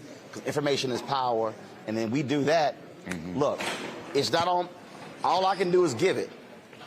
They got to be able to take it, but you got to have somebody who gives it for you to take. Boy, you understand it. You sure do understand it. You do, man. Man, you give me hope. It's a lot more. It's a lot more me out here. Trust man, I haven't met him, but I'm locked up in this country town here, and he said, "Ain't that country?" I can't even say it now. Well, we gonna stay on this wall. We gonna keep hitting them. I asked your daughter, I said, is he coming? He coming tomorrow? She said, no, he's not coming. And she said, well, he might come talk to you. And then when she told me, she says, they called me this morning and said, he coming just to talk to you. Oh, you talking about kicking me in my ass? I didn't want him to come to talk to you. I got a raw on my back. She been kicking me in my ass so hard. But I'm glad you did. I am too. I watch you all the time. And had it not been you, I wouldn't have come. I know it. Because I didn't feel like it. I didn't. Well, I appreciate that you did. Yeah. And I'm glad that you signed the book. Yep. I'm definitely going to read it. And let me touch my man's hand. Yeah. All right. He lives here. He's a videographer here in Tulsa. We hired him. Have we met before? What do you do? He's a video guy. Oh, okay. And he's on my team from D.C. Oh, yeah. The big shots there. He's on my team from D.C. Okay. Hey, Team D.C. Yeah. Well, I'm going to ease him out of here, good friend. Let you go do what you got to do. Everybody who's watching, the book is called Pillage of Hope, A Family History from the Trail of Tears, Slavery, Segregation, the 1921 Race Massacre, and Beyond. Memoir by Don Ross. Don, brother, I appreciate it. My pleasure. My pleasure. I appreciate it. Y'all can take him away. Yeah. Your chariot awaits. Well, I was wondering who's gonna be long-winded, you or him. He 80, but he still go. Drag him here, kicking and screaming. He told me. He said his back still hurting because y'all dragged him here. I appreciate it. You be well.